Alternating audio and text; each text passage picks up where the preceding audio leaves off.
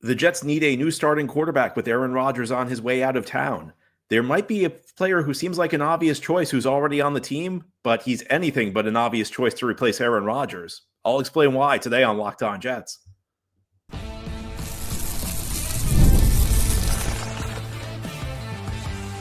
You are Locked On Jets, your daily New York Jets podcast. Part of the Locked On Podcast Network, your team every day. Welcome. This is the Locked On Jets podcast, part of the Locked On Podcast Network, your team every day. It's Thursday, February 13th, 2025, and I'm your host, John B. from GangGreenNation.com. Thank you so much for making the show your first listen or first watch every day. A big shout out to you everydayers. This is a daily podcast covering the New York Jets with new episodes each day through the week, Monday through Friday. The Jets are in need of a new starting quarterback because the team reportedly is moving on from Aaron Rodgers. Jay Glazer of Fox Sports first reported it on Super Bowl Sunday that the Jets plan to proceed in 2025 without Aaron Rodgers. So who's going to replace him? That's the topic of today's show. And some of the early reports have suggested that a logical candidate for the Jets might be somebody who's already on the team, and that is Tyrod Taylor, who served as the Jets' backup quarterback in the year 2024. And unlike 2023, the Jets' backup quarterback in 2024 did not get much action. In 2023, the Jets were playing backup quarterbacks all but 4 plays, from Zach Wilson to Tim Boyle to Trevor Siemian. In 2024, the backup quarterback was Tyrod Taylor. The Jets invested heavily at the backup quarterback position last offseason, in part because of what happened in 2023. Taylor got a deal which comes with big guarantees for 2 years, and the Jets really did not need him all that much. He played some mop-up duty against San Francisco. He played some mop-up duty against Buffalo, and led 3 touchdown drives. So he played pretty well in that mop-up duty against prevent defenses, facing backups on the defensive side of the ball. Would Tyrod Taylor make a logical choice to start for the Jets since he's already on the team? And a lot of people are saying yes. A lot of people are speculating, and it's really speculation at this point. Nobody knows for sure what the Jets are going to do at the quarterback position. He's the guy that's getting a lot of buzz right now just because he's on the team. But I would really question the viability of Tyrod Taylor being a starting quarterback in the league for the Jets or for any other team in the year 2025. What I would say is that the player Tyrod Taylor was 8 years ago would be a perfect stopgap quarterback for the New York Jets, because in his 3-year career with the Buffalo Bills from 2015 through 2017, he showed an ability to run an offense competently.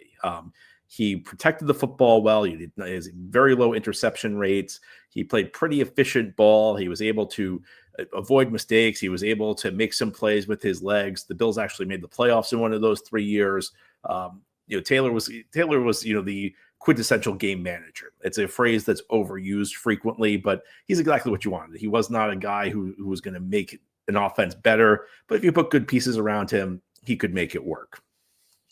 That was a really long time ago. Tyrod Taylor, over the last 7 seasons, has started a grand total of 15 games. Tyrod Taylor has not started more than 6 games in the season since the year 2017. 2017 was the last time he was a full-time starter. He was 28 that year. He's going to be 36 this year.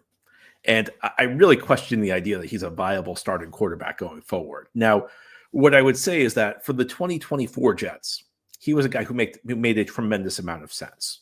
Now, a lot of people saw what happened in 2023 when Aaron Rodgers goes down on the first drive of the season, and they said, well, the Jets need a better backup quarterback. And those people were right.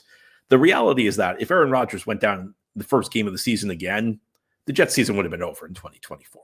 And look, it may not have been much worse because we all know what happened, but getting the backup quarterback is usually not about surviving a full season without your starter. I mean, look, there are moments where it happens.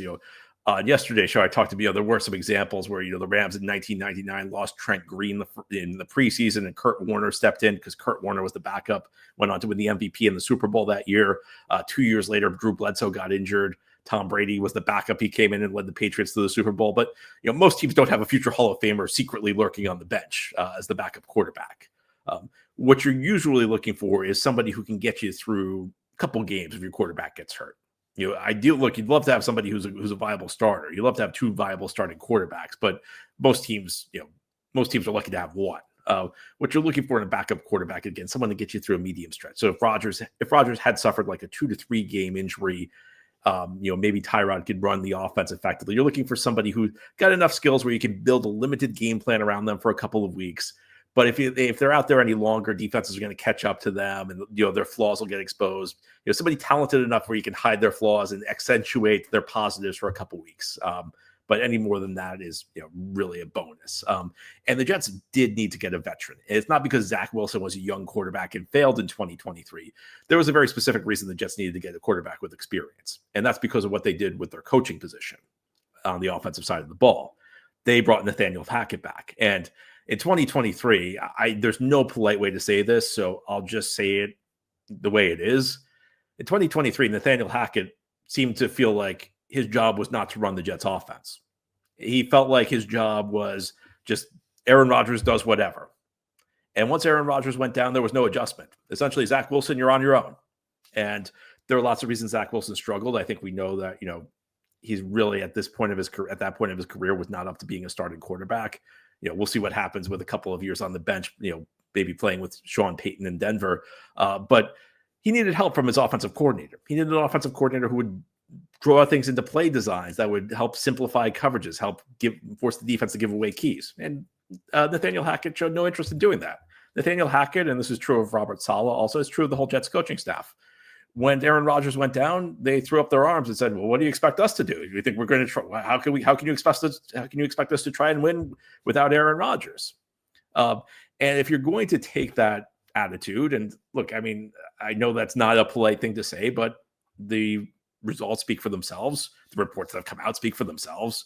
They didn't think they really. Essentially, Nathaniel Hackett thought his job was to defer to Aaron Rodgers, and when Aaron Rodgers was out, he's not going to do it. He's not going to do any more work.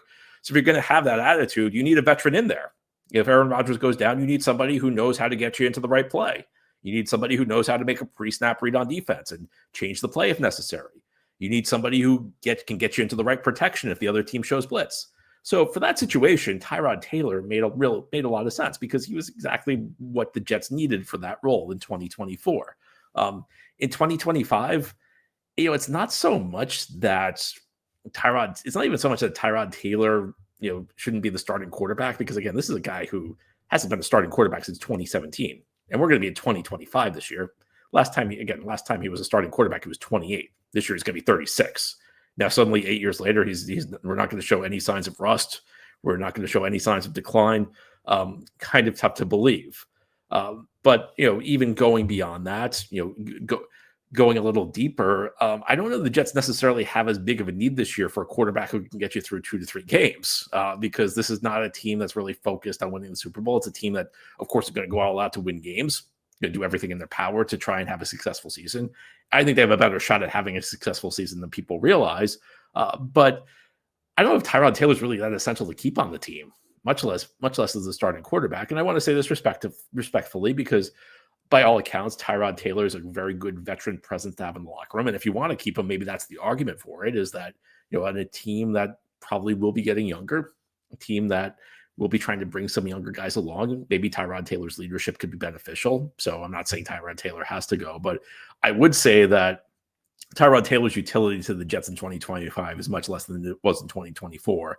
And I would say that it's very difficult for me to conceive of a rationale where Tyrod Taylor should enter 2025 as the starting quarterback, because there are no great options for the Jets.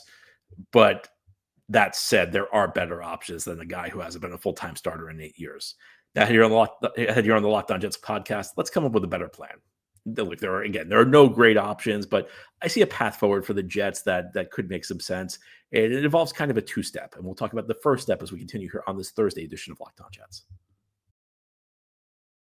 This Thursday edition of Locked On Jets is brought to you by LinkedIn. As a small business owner, your work does not end when the clock hits 5. Your business is always on your mind, which means when it's time to hire, you need a partner that works just as hard as you do. And that's where LinkedIn Jobs comes in. When you clocked out, LinkedIn clocks in. LinkedIn makes it easy to post your job for free, share it with your network, and get qualified candidates all in one place. Here's how it works. You post your job. LinkedIn's new feature can help you write job descriptions and quickly get your job in front of the right people with deep candidate insights. And here's a pro tip. Add a hashtag hiring frame to your profile picture to double your reach to qualified candidates. No wonder 72% of small businesses say LinkedIn helps them find high-quality hires. We know the Jets don't have any great options at the quarterback position. Maybe they should turn to LinkedIn. Maybe they can find their quarterback there. Maybe not, but post your job for free at linkedin.com/LockedOnNFL. That's linkedin.com/LockedOnNFL to post your job for free. Terms and conditions apply. Thank you so much for making Locked On Jets your first listener, first watch every day. And a big shout out to you everydayers. This is a daily podcast covering the New York Jets with new episodes each day through the week, Monday through Friday. The Jets are soon going to find themselves in the market for a new quarterback as the team is set to move on from future Hall of Famer Aaron Rodgers this offseason. So what should the Jets do at the quarterback position? Now, in the weeks ahead, we're probably going to talk a lot about potential draft prospects, but I'm of the mindset that the Jets should probably stay away from the draft this year. Just from the standpoint, I feel like 2025 is about fixing the culture of the team. I feel like it's about getting the Aaron Glenn era off to a good start. And I worry about the dynamics of bringing another young quarterback in here, the pressure to start him day one. What would the owner force? Now, I will say this. If the new regime has conviction in a quarterback, then all that can go out the window. But part of it's I don't love this year's class, at least the preliminary look at it. Of course, I'll go deeper into it. Maybe I'll change my mind as I look at some of the prospects. But I feel like the move for the Jets this offseason is to kind of bring in two types of quarterbacks, bring them both in. You can have Jordan Travis as kind of like your wild card who's coming back. He didn't really play this year because he was recovering from an injury he suffered at the end of college. So Jordan Travis is the wild card. And I think the first step is you bring in a veteran quarterback who gives you a floor. That you're at least getting a certain level play with the veteran quarterback. And this is one of the interesting things. And I've talked about this a lot on this show. There are really no good options. So none of the guys I'm about to name are super inspiring. But the thing is, neither was Aaron Rodgers. People act like Aaron Rodgers is head and shoulders above all the other options. And I'm not saying any of these other options should get you excited, but I don't think Aaron Rodgers should get you excited either. I actually just wrote an article on GangGreenNation.com the other day about this. And I've mentioned some of these statistics on the show a couple of times, so indulge me here. But I compared Aaron Rodgers' statistics in 2024 with Russell Wilson's, and it's actually amazing how close they are. So people are acting like we can't do any better than Aaron Rodgers. Well, listen to this. Completion percentage. Wilson, 63.7. Rodgers, 63.0. 63.7 to 63.0. Yards per attempt. Wilson, 7.4. Rodgers, 6.7. That's better for Wilson. Yards per game. Wilson, 225.6. Rodgers, 229.2. So within 4 yards of each other. Rodgers a little bit better. Touchdown rate, 4.8, 4.8. Interception rate, Wilson 1.5, Rodgers 1.9. Rodgers a higher interception rate. Success rate, Wilson 43.6, Rodgers 43.9. Within 0.3 of each other, success rate. Passer rating, Wilson 95.6, Rodgers 90.5. QBR, Wilson 51.2, Rodgers 41.8. So, people are saying people are saying there's no way Aaron Rodgers is head and shoulders above all of our other options. Well, these numbers were the same as Russell Wilson's across the board. Did you hear how identical those statistics were? They were pretty much the same thing. Aaron Rodgers and Russell Wilson were pretty much equal. The only difference was Wilson missed some time early in the season with an injury. Other than that, they were about the same. And Wilson will be readily available. And I think that there is one point that's fair. And that's that Aaron Rodgers still can start in the league. He's still a caliber of quarterback where he can start somewhere. I think he'd be like a low-level starter, like a bridge type quarterback, but he's not head and shoulders above all the other options. What he does is he gives you a certain floor, a floor that's better than what you had with Zach Wilson or Sam Darnold early in his career.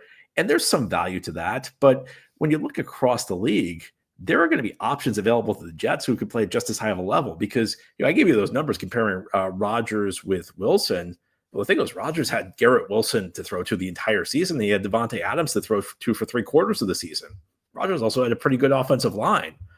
So this was actually a situation that was conducive to success. And you can talk about coaching, but you know what? Aaron Rodgers, first of all, had the coach that he wanted in Nathaniel Hackett early in the season.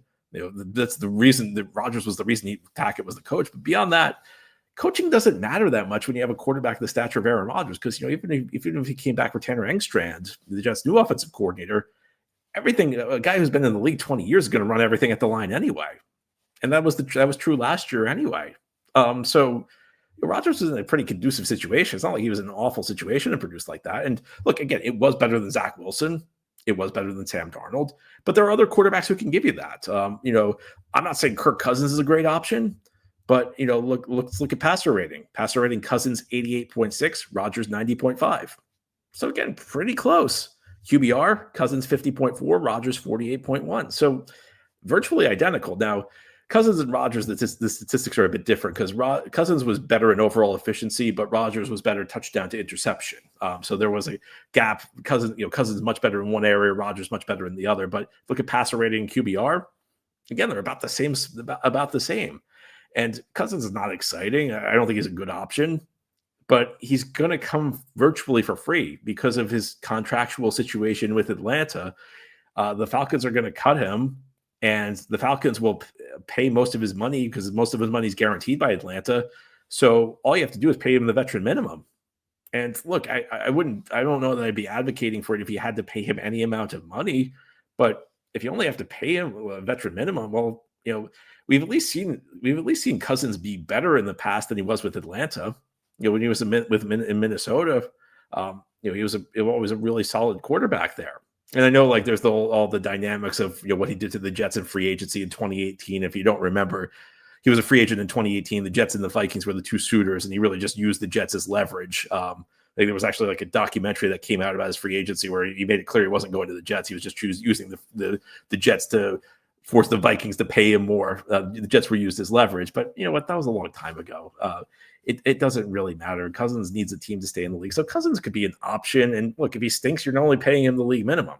And we've seen him be better in the past. So maybe he bounces back. Maybe he doesn't. Another option, again, nobody's exciting, but I want to emphasize Rodgers, not an exciting option, but could be the guy that the Jets passed on 2 years ago to get Rodgers, Derek Carr, who is coming off actually a pretty good season with New Orleans Saints. The Saints were a bad team, but it wasn't really because of Carr. Carr actually had a very good statistical season in New Orleans, had a 101 passer rating, a 63.3 QBR, completed 67% of his attempts, a 5.4 touchdown rate, 7.7 yards per attempt.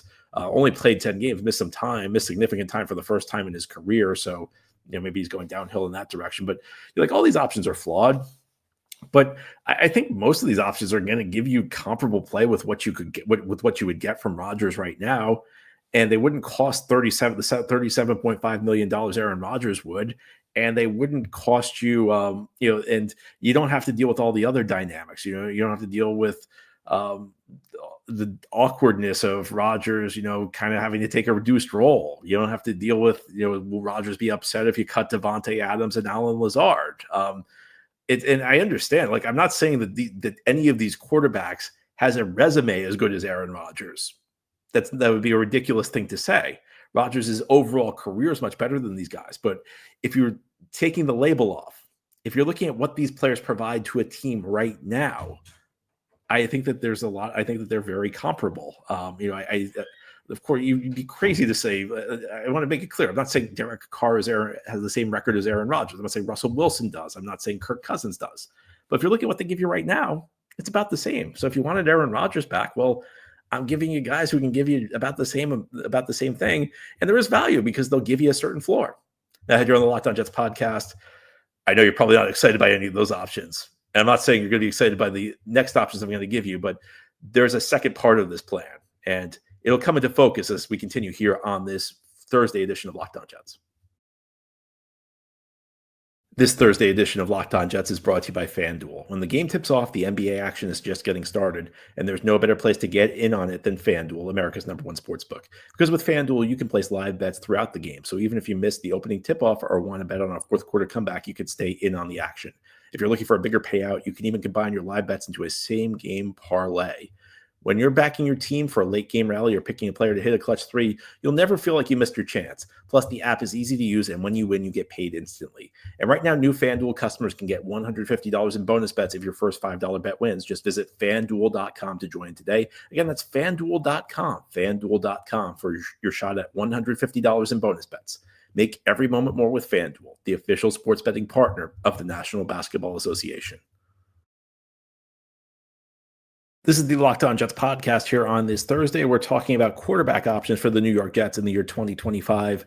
And look, if we're being honest, there aren't a lot of great options for the New York Jets this coming off season, unless they hit the jackpot in the draft. But I'm inclined at this point, at least, to say maybe the Jets should look in a different direction. And I've talked about some of the veteran options the Jets could go after in the last segment. And look, I'm not suggesting any of those are super exciting, but we're dealing with the situation we're dealing with, where the Jets are kind of in a reset year, and there are certain options who are veterans who can give you a certain floor. Then I think after you have that floor set, you should look for ceilings.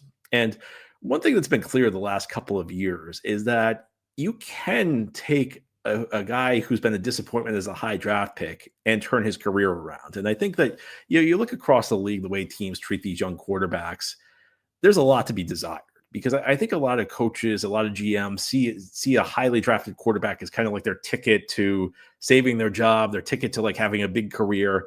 And they throw these kids into these situations where it's just really tough to succeed. And it's great if you have somebody like Joe Burrow or CJ Stroud, who steps right in, is ready to go on day one. But the reality is most quarterbacks, even the highly drafted guys, aren't ready to do that. A lot of them really struggle with picking up NFL defensive concepts. They face much more complex defenses than you've ever faced in the past. They struggle with learning NFL reads, and for a lot of them, it takes some time. It takes time to really get things under their belts, and many of them fail in their first spot and go on to have success elsewhere. We've seen this a couple times now with the New York Jets, where Geno Smith failed in his tenure with the Jets. He wasn't ready to play. The Jets threw him into a really tough situation where he really didn't have many pieces around him, and he was really he was still learning how to play at the NFL level. And it took a couple stops for him. I mean, he went to the Giants, went to the Chargers, then went to Seattle and had a couple of years as Russell Wilson's backup. And it wasn't until he was in year 9 or so where he was really capable of playing at a starting quarterback level. Sam Darnold's another example. Sam went to the Jets. He was with Carolina. He was with San Francisco. And again, Jets threw him in an impossible situation. Jets essentially wanted him to fix all of the organization's problems. Every time the organization made an error, it was almost like, well, it's okay because we have Sam Darnold to bail us out. And it just wasn't fair to him because he was still a kid. He was still trying to just learn how to navigate the NFL. Goes to Minnesota, and look, I think objectively it was a great situation. He had an excellent offensive coach in Kevin O'Connell. He, had one of the best receivers in the league in Justin Jefferson. It was an ideal situation. But he had success this past season. And I think, it's maybe got lost in the mix because things did not end well. He had an ugly week 18 game against Detroit with the 1 seed on the line in the NFC, and then a horrible performance in the wild card round against the Los Angeles Rams. But Sam Darnold showed he can play in the league if you put him in the right situation. And, there are other places you can look to across the league. Maybe it's not the best example because he was the rookie of the year with Cleveland. He set all sorts of offensive records with Cleveland and won a playoff game in his third season. But Baker Mayfield was a guy who kind of bounced around the league. He was with Cleveland. Cleveland could not get rid of him fast enough after the 2021 season. He spent one very unremarkable season with the Carolina Panthers, goes to Tampa Bay and has kind of turned his career around. So, you see there are young quarterbacks who have ability, who maybe aren't in the right situation early in their careers, or maybe they have the wrong coaching, or maybe the team just gives up on them too soon, or maybe they just need to learn. Maybe they just need to fail a little bit, and they bounce around the league, and they always have the talent, and they go to the right situation, and suddenly things work. And for once, it actually feels like the Jets are in a spot that's conducive to like helping one of these players reach their potential, because we still have to figure out right tackle. That's a question mark right now. But the other 4 spots on the offensive line, you have good pass blockers there. Olu Fashanu, I know it's a little early to declare him a success, but he was looking really good. I think he was almost ahead of schedule last year, the way he played the last couple of games after taking over for Tyron Smith. John Simpson, Joe Douglas finally hit a home run in the free agent market on the offensive line. John Simpson was a good signing, really good signing. Joe Tippmann looks like a solid center. Elijah Vera Tucker, I'm a buyer on AVT. I was one of the higher people on him last year because I felt like the injuries he suffered. It was not like a Mekhi Becton trajectory where Becton suffered those injuries. You could tell it was probably going to impact him because these were serious knee injuries. Whereas AVT suffered more freak injuries, things that were probably not going to linger as long. So we got to figure out right tackle, but good offensive line, and you have a legitimate number one receiver in Garrett Wilson. You've got a guy who's a quality back in Breece Hall. I mean, say what you will about Breece. Maybe he's not maybe he's not Saquon Barkley we want him to be, but Breece is a talented back, a guy who can hit home runs. This is actually an offensive coordinator, an up-and-coming offensive coordinator who's going to import a well-designed system in Tanner Engstrand. This is actually a system that's conducive to taking a young guy with talent and maybe helping him reach his potential. So, there are a couple of guys out there. I've never been a big Daniel Jones guy, but there's some people who like him, and he obviously was a first-round pick. The guy I have my eye on, and I think that a lot of people overrate him, a lot of people underrate him, would be Justin Fields, who's been a disappointment. There's no question about that. Listen, he did not live up to the potential the Bears hoped he would have. But a guy who's got a lot of physical ability, a guy who adds extra things to the table because of his ability as a runner. And when he's good, he's really good. The problem with him is when he's bad, he's really bad. And he struggles too frequently. There are issues with his pocket presence, but a guy who has a lot of talent, a guy who has pieces, and a guy who could potentially put those pieces together in the right situation. This would be a guy I think you roll the dice with, you roll the dice on. And that's kind of like the situation right now. I think for the Jets, what you're looking for at the quarterback position is some degree of stability, because I think one of the problems the Jets have had through the years is they've drafted quarterbacks in situations where they've had to draft a quarterback, where it's like, we don't have anybody, we're desperate, we have to draft somebody. And that leads you to drafting the wrong guy, leads you to reaching for the wrong guy. I think what you want is a situation with a little bit more stability. You want a situation with maybe Kansas City was with Alex Smith, where you've got stable enough quarterback play that you don't need to reach for somebody. You can wait for your Mahomes to come. Or maybe where the Detroit Lions are right now. Detroit seems like an apt example because Aaron Glenn, Tanner Engstrand come from there. They have Jared Goff right now. Is Jared Goff going to be the quarterback who leads the Lions to the Super Bowl? The Lions are a good team. It's possible. But he puts you in a situation where you don't necessarily need to rush to get a new guy in there.